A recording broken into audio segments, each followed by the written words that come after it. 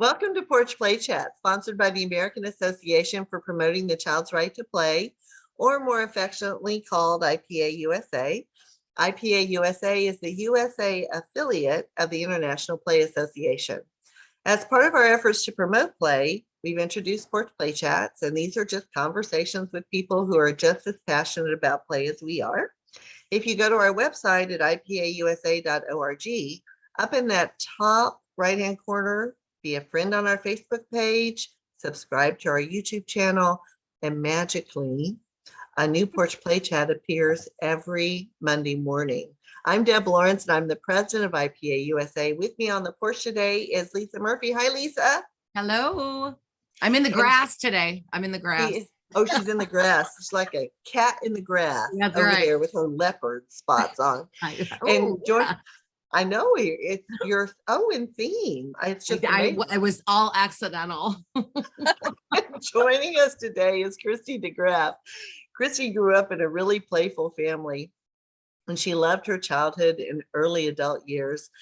But she found as she grew up that she started to lose some of that fun and joy in her life.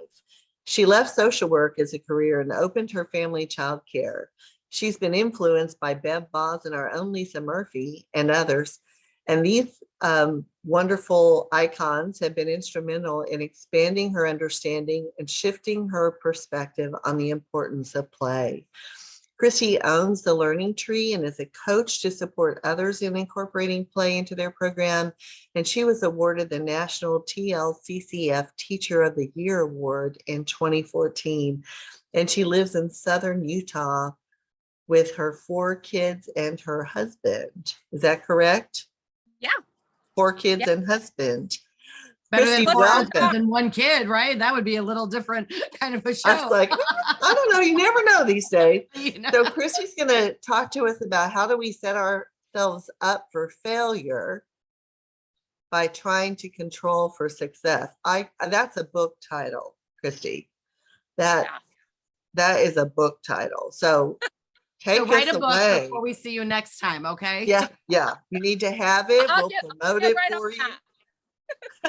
Get right on that. Get right on that. Well, I've been thinking about this. First of all, I think it's always really important to be sort of self-evaluating and observing your program. I've always kind of said, if I feel like I have it all figured out, then it's probably time for me to be done, right? Because there's just always things that we need to improve on. And so as I've been sort of observing, and we're getting ready to go through some transition with teachers, and I've just started to notice something we have sort of subtly started to shift to recently is trying to control the kids so that they're well behaved and happy, sort of thing. They'll come in the morning and say, I'm not hungry, I already had breakfast. And, we'll be like, you have to sit down and eat, right? Or, or they'll be playing outside and, get into a tuffle, and we'll put them inside because they're struggling. And so you need some quiet time. You need to cool off. Which, I think none of those are necessarily inherently problematic. We want to have structure and routine for the kids. But, another example is when everybody has to go outside because we have to get our wiggles out, right? Right. Just sort of that, trying to subtly control the environment, which I think is an important, I always say control the environment and not the child, right? Mm-hmm. But have you found that you're drifting closer to the other then? I think, as a team, we've sort of started to subtly do that. And so it's just been something that I've been thinking about and observing and talking with my teachers a little bit about, because what happens then is you're trying to control this situation, and then the child gets frustrated because they can tell. So you're trying to control to make sure nobody gets frustrated and upset and everybody's happy and fed and has enough play. But then in trying to control that situation, they get preemptively sort of frustrated because they can tell that you're trying to insert yourself into well, there's a trust issue. There's a trust issue too there, Kristy, right? Yeah. So if somebody says I'm not hungry, why would I not believe you? Just to use your one example, right? Yeah. Like, and I can see why that could be a little like, well, I want to make sure that you are hungry, but if the kid has said that they're okay, like, nobody's going to die of starvation before snack, right? So I do think sometimes that the mother hen nature, kind of that nurturing protector, can sometimes be a little too overwhelming, if that's a good word. Or a word to kick around and consider, because I think where you're going, I think with your conversation has actually come up a lot lately in the workshops, is that we want it all to be happy. And I'm like, but you're depriving children of the opportunity then to figure out how to navigate the frustration or the tussle, and you have to have practice time with that. And I'm thinking that that's what your team is starting to realize, is that we might need to back off a little bit more here. Yeah, I think you're exactly right. You hit on it exactly right. Like that ability to sit with a child that's uncomfortable, to sit with a child that, maybe is hungry now because they didn't, eat breakfast. And in this particular example, it was a 9-year-old, right? Like, so they have, first of all, they have completely enough self-awareness to tell us that. Second of all, if they have to wait a little bit until lunch because it's not snack time, like they're going to be able to do that, right? But what I see happening is my teachers are sort of like, one day they didn't eat breakfast and then they were grumpy and hungry. And so now they're like sort of preemptively anticipating that they're going to be grumpy, hungry. And so they sort of get into this power struggle. And I'm saying they, but like we all do it sometimes, right? We get into this power struggle so that then they're grumpy before, they're grumpy anyway. Like we all start grumpy instead of, just being willing to anticipate that there might be some uncomfortable emotions and some uncomfortable feelings that we get to sit with the kids with, and that's going to be okay. And that we'll deal with that. Exactly. But that we can't set it up and control everything so that everybody's going to be happy all day. Well, and that's not the goal. No, the goal is not to be happy all day. That's not the goal. I mean, I think happy is often a byproduct of creating a relevant, real, meaningful environment, but that's not the goal. In fact, I think I've shared this on Porch Play Chats, or maybe I haven't, I don't know, but I was offered a job a few years ago. And one of the reasons why I didn't accept it was because the tagline had like happy and fun as one of the main goals. And I'm like, but it's not always happy and it's not always fun. And, and I'm not here to take your tagline away from you, but if that's really the driving force, it's not, I'm not saying it's a bad thing. I'm just saying I can't be aligned with that because that's not what's driving me. Because there's days where it's not fun and happy, but I think because just by virtue of the beast, right, of being associated with children, nobody is saying you don't want them happy, right? Because you don't want to get into that verbiage battle. We're not saying that sadness is our goal, but we're also realists. And I think that a healthy tablespoon or 6 of realism is very important in our work. Yeah. Well, how else are they going to learn it? Right? How else are they going to learn to sit with being unhappy or sad or frustrated? And I think the nature of people, there, the nature, the profession is one of wanting to bring it to closure, right? So we don't want anybody, and we don't realize that our good intentions, probably to the spirit of your title today, the good intention is actually having the complete opposite effect. Yeah. Well, the truth is there's two sort of things, like, right? Like everything is 50-50. Really, like in our lives, like we're going to have good days, we're going to have bad days.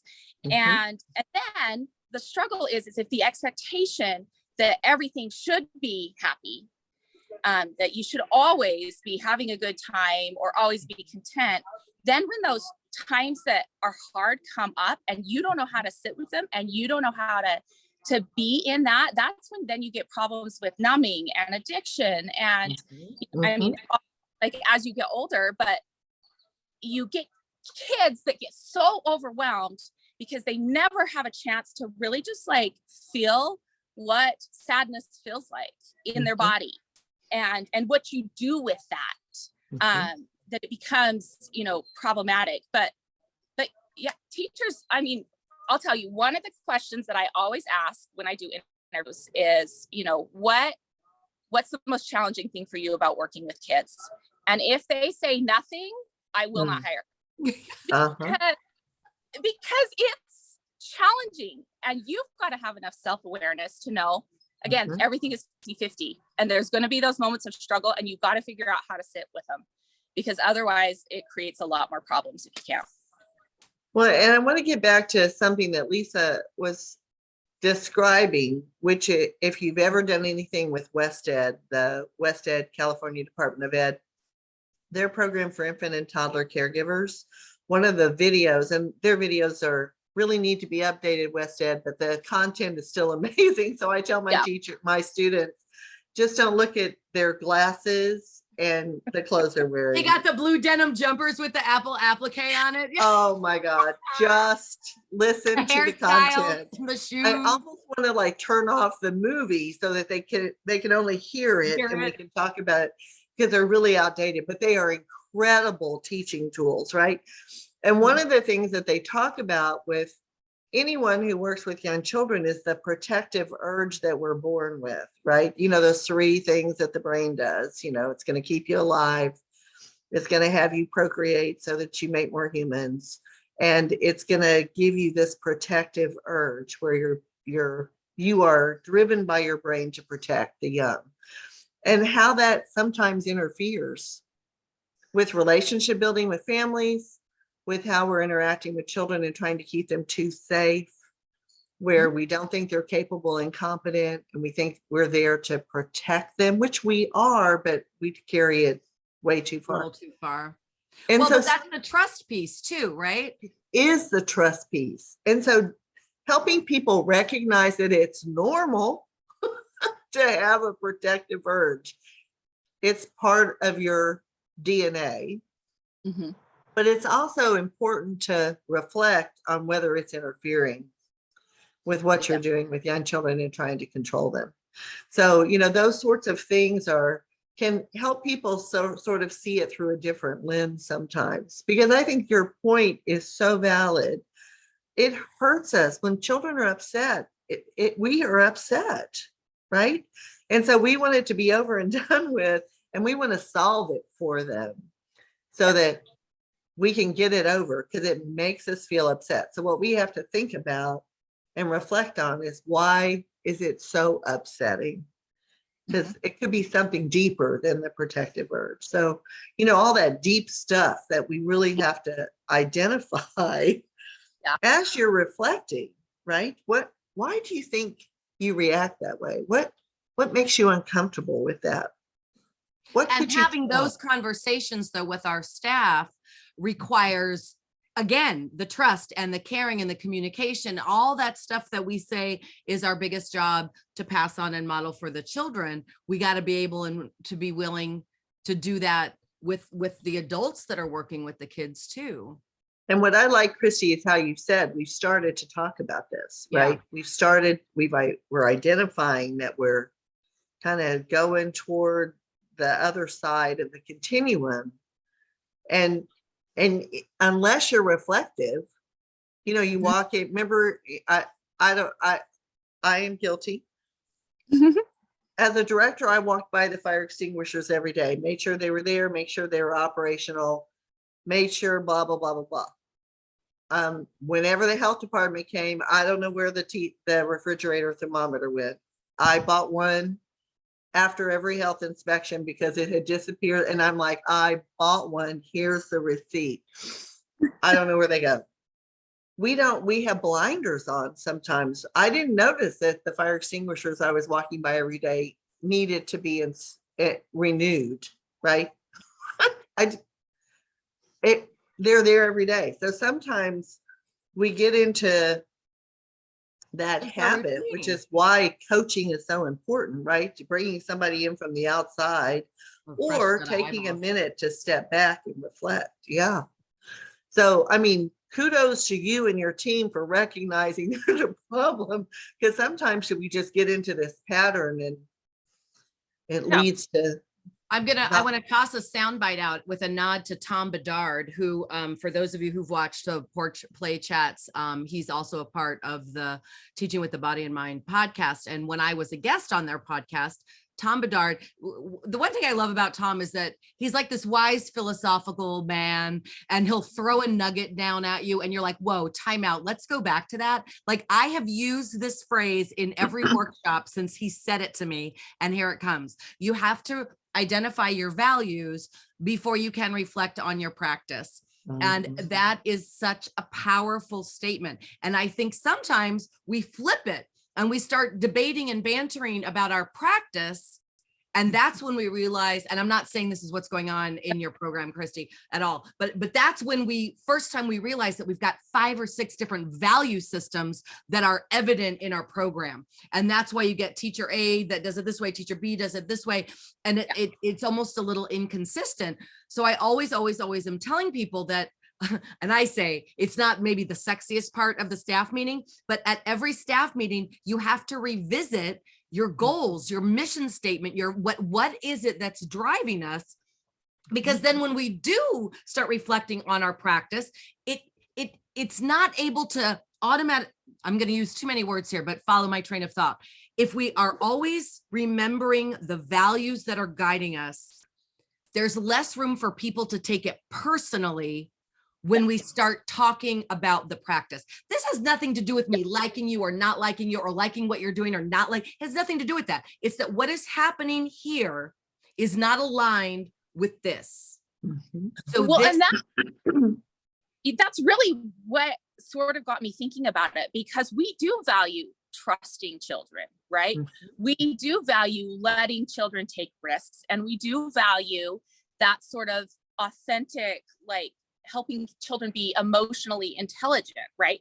And so, like, as I was sort of like thinking about that and noticing the things that we were doing that were counter to that, that's sort of where it came from, to start thinking about it in this context. And I think that is amazingly commendable, because not many people are willing to acknowledge that, that we drift. And if we're not willing to come back to center occasionally, like I tell people constantly, the drifting in and of itself is not the issue.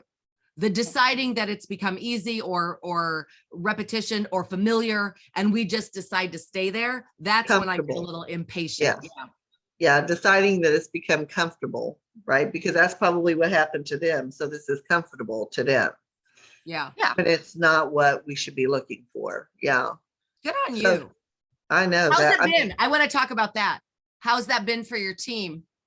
It's been good. I mean, like I said, we're in a lot of transition. And so this is something that's been sort of recent that I've been thinking about, but as I've been sort of having individual conversations with them, it's been really, really refreshing, actually, to, again, go back to that trust, go back to the fact that I know that they know what is best for kids. And I know that they believe that.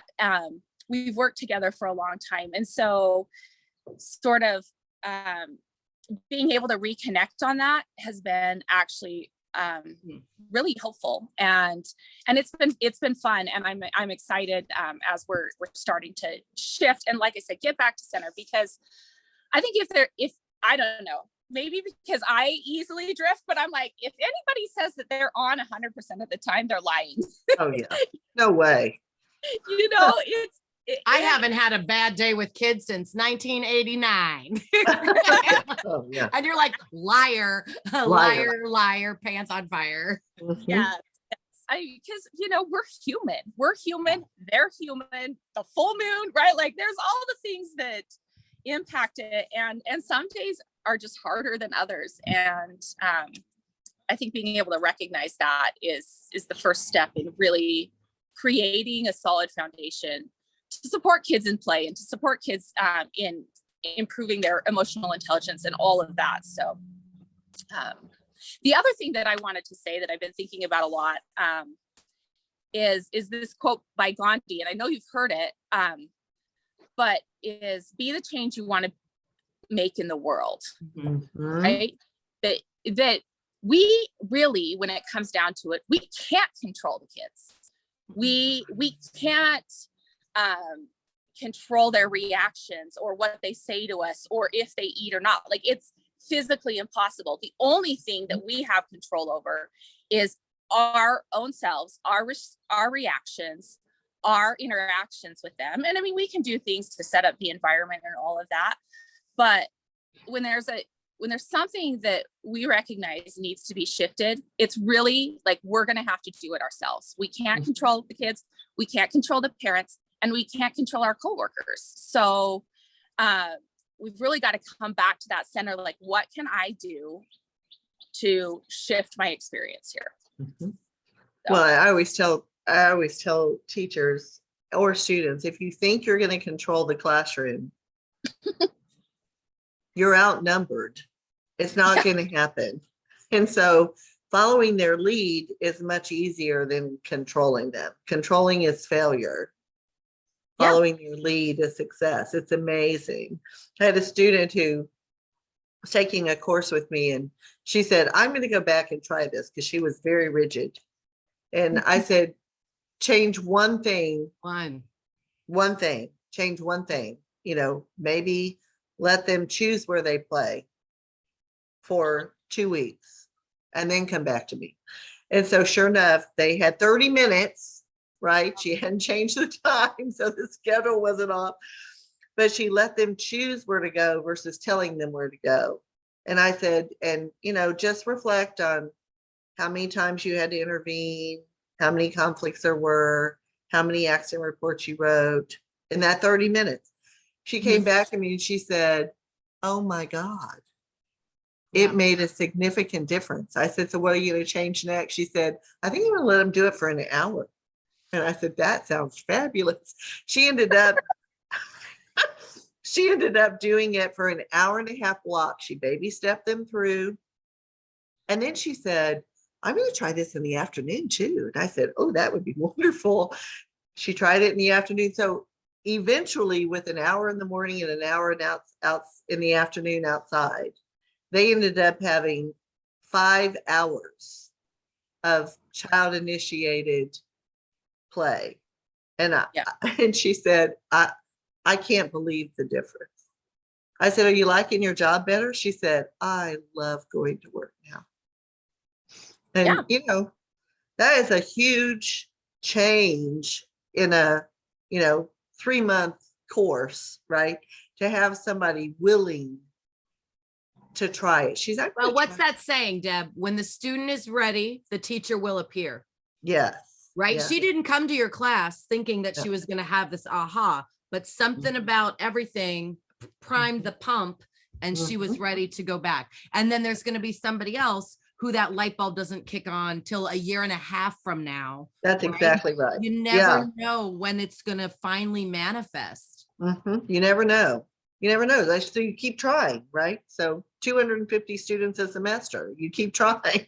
You're trying to find a way to have them go, oh, and I say, when the light bulb goes on, or when you've decided that this is, when you've had an aha moment, please email me. And they do. They'll go, okay, I was sitting in a classroom and I heard your voice in my head and I changed something. And I'm like, that's all I can ask for, that you had an aha moment. So that's awesome. That's what we look for. And one of the things I like about what you're modeling, Kristy, for your team is that you, and I don't want this to come out in a negative way. And like, even if they move on somewhere else and work somewhere else, they're taking all of this that you have given them with them, right? And so then they might become that beacon of light That was one of the things that was so sad when I had to close my childcare center, because we just couldn't keep it open. It was just horrible timing of when we opened it. And that's neither here nor there. But I had 19 staff that went out and infiltrated, other programs. And so, yeah, it's sad that we weren't able to do it, but how many more children actually got this kind of environment like what you're creating at your family childcare home, and what Deb is teaching, the teachers who are going out and coming to college. And it's hard to, I don't know, I'm not wanting to say like be sad, but sometimes one door closes so that 3 more can open. Well, and that's leadership, right, Kristy? That's leadership. And Lisa, what you did with your staff is leadership, that they were able to take those tools and apply them somewhere else. Yeah. Yes. And yes. I mean, the of this work is that it is difficult for people to stay in it for very long. Mm-hmm. I live in a college town. I hire a lot of college girls. And so that's what's happening is 2 of my teachers have recently graduated and they're moving on to other things. But I have to say it is one of my favorite things when my old teachers will come back to me and say, you really shifted the way that I'm parenting, mm-hmm. or you really changed the way that I work with kids. Several of them have gone on to open up their own programs, which I think is just fantastic. So, yeah, I love that part of it. Oh, it is. That's the give back, right? We work so hard and do so much, and that's the give back. That's those are the gifts that we get for what we are trying to demonstrate, right? And knowing that it's happening even if they don't email you. Yeah. Right? Even if your phone doesn't ring, even if they don't reach out on Instagram or whatever, you've still made that impact, even if they don't check back in and let you know. Yeah, well, it's amazing. And hopefully we're doing the same thing for the kids, right? Like that's why we're all here, is that we're giving them the space to know that negative emotions are okay. We're giving them the space to know that they can trust themselves, right? Like we're giving them an environment where hopefully they can develop the skills they need to move on and have more success and create more success for themselves. Not that we, controlled everything for them and made them successful here, but that they know how to move forward and create that success in their own lives. Right. So, application of the experience that they got with you. Yes, which will make them understand the value of that playful experience with their children and hopefully in their future classroom. So truly it's a book, Kristy. So it's time to start writing. You could even write an article for the IPA-USA journal. That would be wonderful on this. It is amazing how just that topic can uncover so many other things that people struggle with every day and may not recognize that it's what's leading to their failure versus helping them be successful. So thank you. Amazing. So don't go anywhere. I'm going to close this out. So don't leave me yet. So to learn more about IPA-USA, please visit our website at IPAUSA.org. And until next time, keep on playing. Bye-bye.